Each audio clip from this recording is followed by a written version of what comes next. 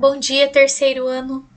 Hoje nós vamos dar início ao estudo de uma escola literária muito importante, por isso que nós vamos dividi-la em duas partes, né? Vamos dividir esse estudo. Então, nessa primeira parte, nós vamos trabalhar especificamente algumas características básicas do barroco e também os estilos cultista e conceptista. Então, gente, o período barroco ele é um período que foi caracterizado pelos contrastes e oposições e também dilemas do ser humano. Né? Então, o que o homem barroco buscava? Ele buscava a salvação.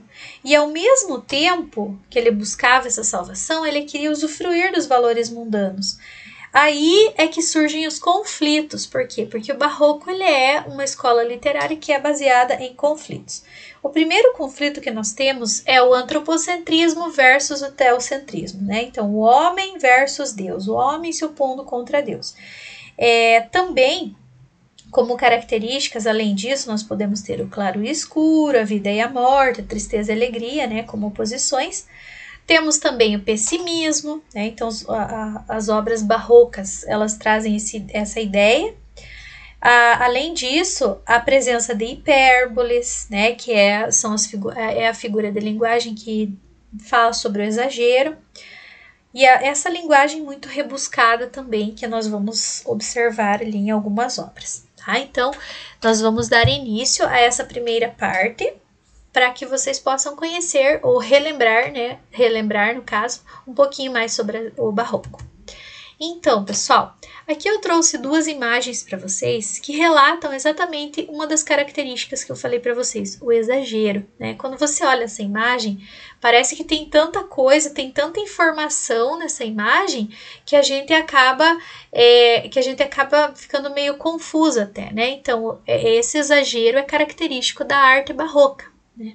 Nessa figura 2 que nós temos ali, nós temos o homem e Deus, né? Essa reação do homem contra Deus, o homem e o antropocentrismo. Então tem toda uma história de firmação, né, da doutrina cristã e tudo mais. Então, gente, o barroco ele é uma estética que está presente em vários momentos, vamos dizer assim, da nossa literatura. Então, a primeira delas é relacionada à pintura, né? Então, além da pintura, nós temos também o quê? Nós temos a ópera, nós temos o teatro, nós temos a escultura e também a música, né? Que, como surgiu na Europa, né, e também veio para suas colônias, no caso o Brasil também, né, então nós vamos ter as manifestações do barroco na Europa, do barroco em Portugal, do barroco no Brasil. As primeiras manifestações, elas datam do último período do Renascimento italiano, e onde nós vemos como características marcantes a presença de exageros, de extravagâncias, onde? Nas representações artísticas. Então, aquilo que eu falei para vocês no início. Aí, gente, essa transição do século XVI para o século XVII, os países europeus eles viviam uma fase otimista, né? Então, muito desenvolvimento econômico, o comércio estava em plena ascensão, as rotas marítimas estavam proliferando, a descoberta das Américas, então tudo isso foi visto como fase otimista. E de modo oposto a isso, o que nós tínhamos? Os acontecimentos que eram associados à crise religiosa.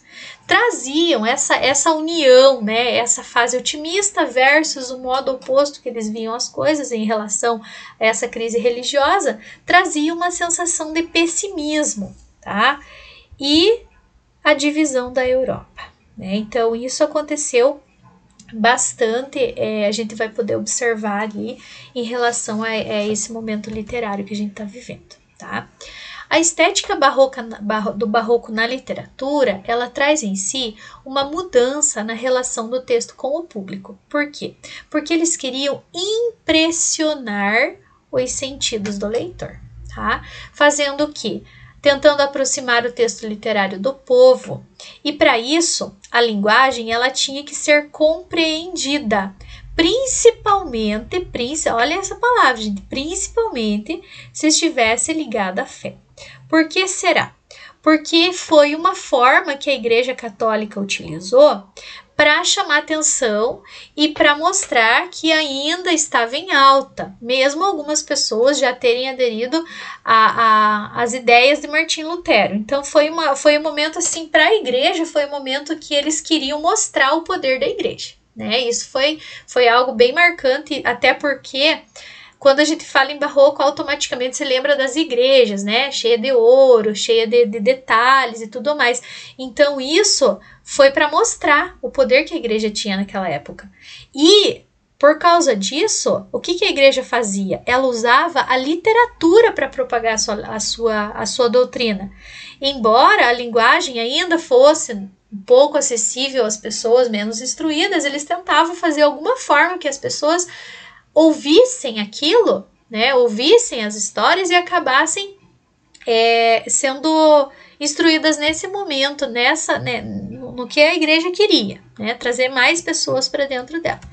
Aí, nós temos o quê? Como era a linguagem no barroco? Era uma linguagem sofisticada e exagerada. Mas como, professora? Você não falou que tinha que ser uma linguagem mais acessível? Sim, só que o que eles faziam? Eles tentavam trazer a população por causa justamente da sofisticação e do exagero, trazer mais pessoas, porque, linguagem diferente, então vamos lá, vamos tentar entender o que está sendo falado.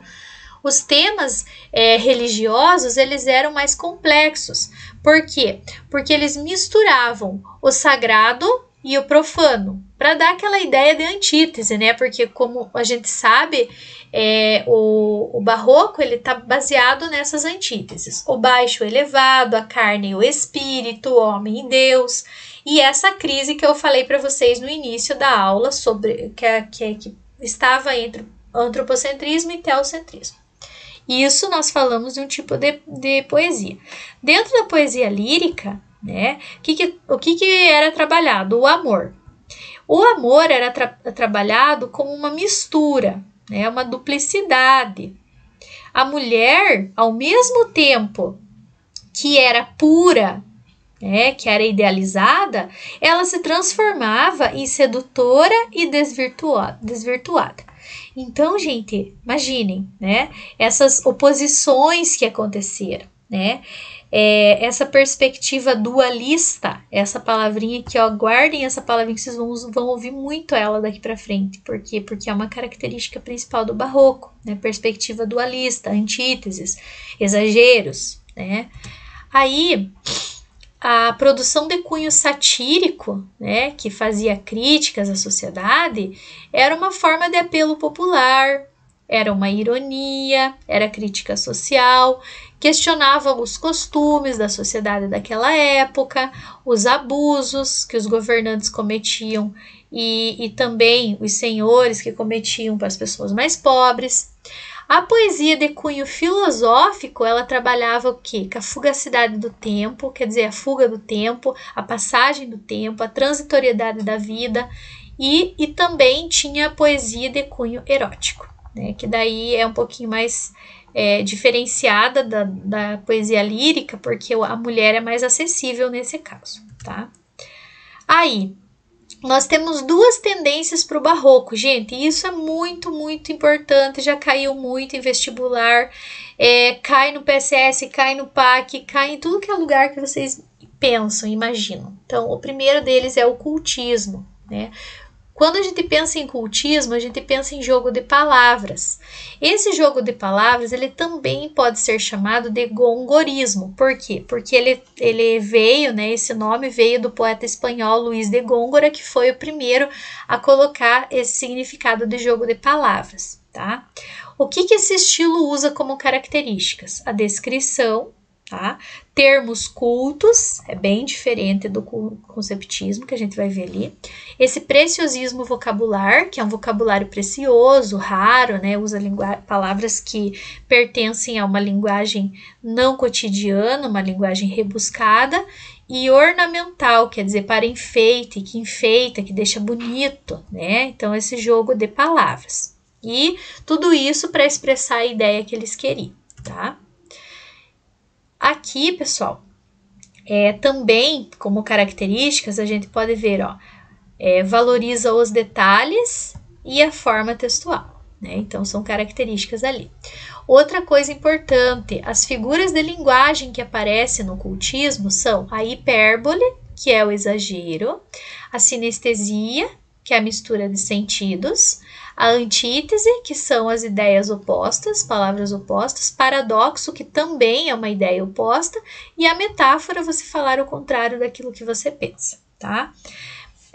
Gente, para vocês entenderem melhor um pouquinho mais sobre essa parte do cultismo, eu trouxe para vocês um soneto, né? Então, lembrando que os sonetos é uma forma poética fixa que são 2 quartetos e 2 tercetos do escritor Gregório de Matos, tá?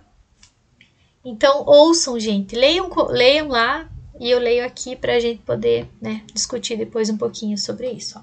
Nasce o sol e não dura mais que um dia. Depois da luz se segue a noite escura. Em tristes sombras morre a formosura. Em contínuas tristezas a alegria. Porém, se acaba o sol, por que nascia?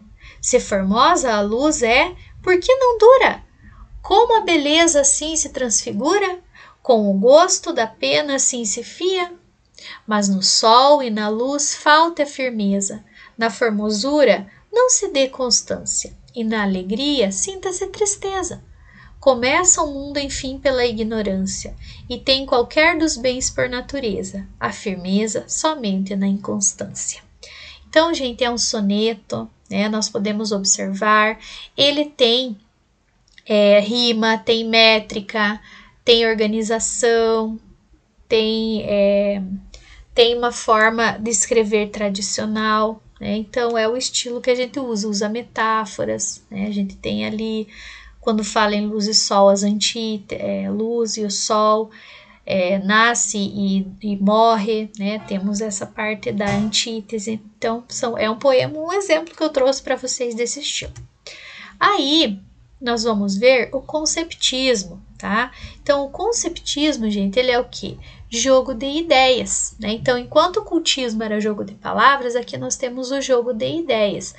Ele também pode ser chamado de quevedismo. Por quê? Porque ele foi inspirado na poesia do poeta de Francisco de Quevedo. Ele era espanhol também, assim como o Luís de Góngora, né? Que era do ocultismo. Então, os argumentos que são utilizados são racionais, o pensamento é lógico, vai valorizando sempre o conteúdo textual, tá? Então, lá valorizava-se a palavra, aqui valoriza-se o conteúdo. O objetivo principal era o quê? Convencer o leitor, tá? Convencer o leitor, além de instruí-lo por meio de diversos argumentos. Então, além de convencer, ele queria instruir, queria ensinar o leitor por meio de alguns argumentos. Também, gente, ele prezava o quê? Prezava a descrição e também o exagero, né? Lá no cultismo. E o conceptismo, ele queria o quê? A concisão e o raciocínio lógico. Olha a diferença, né? Então, ó, enquanto o cultismo, ele trabalhava com a descrição e o exagero, o conceptismo, ele trabalhava com o quê? Com a concisão, quer dizer, diminuição, resumo e o raciocínio lógico, tá? Então, gente, eu vou colocar para vocês agora, vou passar, né, um exemplo de um texto em estilo conceptista para vocês conhecerem um pouquinho, tá? Então, é um sermão. Será, porventura, o estilo que hoje se usa nos púlpitos um estilo tão empeçado, um estilo tão dificultoso, um estilo tão afetado, um estilo tão encontrado toda a arte e a toda a natureza? Boa razão é também essa. O estilo há de ser muito fácil e muito natural. Por isso, Cristo comparou o pregar ao semear. Não fez Deus o céu em xadrez de estrelas, como os pregadores fazem o sermão em xadrez de palavras? Se uma parte está em branco, da outra há de estar negro.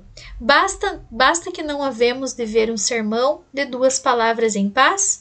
Todas hão de estar sempre em fronteira como seu contrário? Como hão de ser as palavras? Como as estrelas. As estrelas são muito distintas e muito claras.